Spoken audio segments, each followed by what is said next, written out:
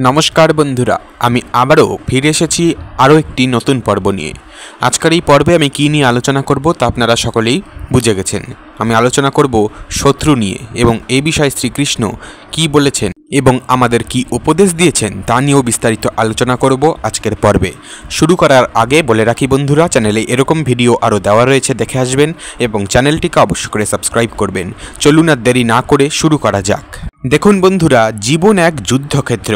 পদে পদে আমাদের সম্মুখীন হতে হয় প্রতিকূলতার শত্রুদের। এই শত্রু বাহ্যিক হতে পারে, যেমন প্রতিযোগী বা বিরোধী, আবার অভ্যন্তরীণও হতে পারে, যেমন আমাদের দুর্বলতা, ভয় বা নেতিবাচক চিন্তা। এই শত্রুরা অনেক সময় এতটাই শক্তিশালী মনে হয় যে তাদের সামনে মাথা নত করা ছাড়া যেন আর কোনো উপায় থাকে না আমাদের। কিন্তু শ্রীকৃষ্ণের অমৃত বাণী আমাদের অন্য কথা বলে। ভগবদ্গীতার শিক্ষা আমাদের শেখায়, শত্রু যত বড়ই হোক না কেন, সঠিক পথে অবিচল থাকলে এবং কর্তব্যে নিবেদিত থাকলে সে মাথা নত করতে বাধ্য হবেই হবে। শ্রীকৃষ্ণ অর্জুনকে কুরুক্ষেত্র যুদ্ধের প্রাক্কালে যে জ্ঞান দান করেছিলেন তা আজও আমাদের জীবনের প্রতিটি ক্ষেত্রে প্রযোজ্য। অর্জুন যখন শত্রুপক্ষের বিশাল সৈন্যবাহিনী এবং তাদের মধ্যে থাকা আত্মীয় স্বজন ও গুরুজনদের দেখে হতাশ হয়ে যুদ্ধ করতে দ্বিধাগ্রস্ত হয়ে পড়েন, তখন শ্রীকৃষ্ণ তাকে কর্তব্যের মহিমা এবং আত্মতত্ত্বের জ্ঞান দান করেন। প্রথম শিক্ষা, ধর্মের পথে অবিচল থাকা।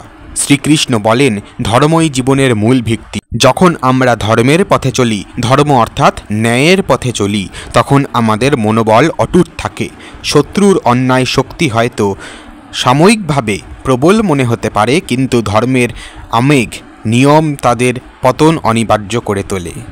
কুরুক্ষেত্রে অন্যায়কারী কৌরবরা সংখ্যায় এবং শক্তিতে অনেক বেশি শক্তিশালী ছিল, কিন্তু তাদের অধর্মের কারণেই শেষ পর্যন্ত তাদের পরাজয় ঘটেছিল। আমাদের জীবনেও যখন কোনো শক্তিশালী শত্রু আমাদের ন্যায়সঙ্গত অধিকার কেড়ে নিতে চায়, তখন ধৈর্য ধরে ধর্মের পথে অবিচল থাকলে সেই শত্রুকে পরাজিত করা সম্ভব। দ্বিতীয় শিক্ষা, কর্মে বিশ্বাস রাখা। শ্রীকৃষ্ণ নিষ্কাম কর্মের কথা বলেছেন। ফলের আশা না করে নিজের কর্তব্য পালন করে যাওয়াই হলো প্রকৃত কর্ম। শত্রুর মোকাবিলা করার জন্য আমাদের নিরলস প্রচেষ্টা চালিয়ে যেতে হবে।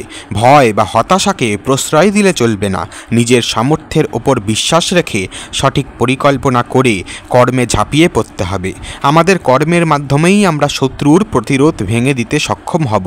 মনে রাখতে হবে, বীজ বপন করলে তবেই ফল পাওয়া যায়। তেমনি শত্রুকে পরাজিত করতে হলে আমাদের লাগাতার চেষ্টা চালিয়ে যেতে হবে। তৃতীয় শিক্ষা, জ্ঞানের আলোকবর্তিকা। অজ্ঞানতাই সকল ভয়ের মূল।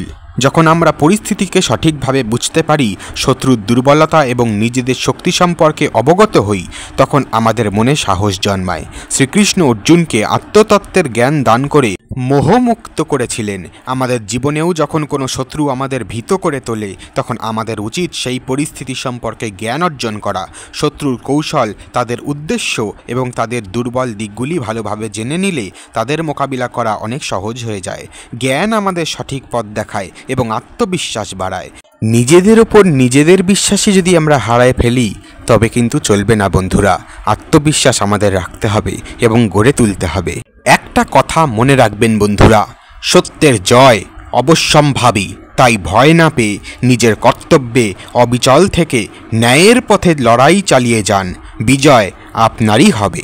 আজকের জন্য এ পর্যন্তই বন্ধুরা, দেখা হচ্ছে পরের ভিডিওতে। চ্যানেলটিকে অবশ্যই করে সাবস্ক্রাইব করবেন এবং বাকি ভিডিওগুলো দেখে আসবেন। সকলেই ভালো থাকবেন, সুস্থ থাকবেন। ধন্যবাদ।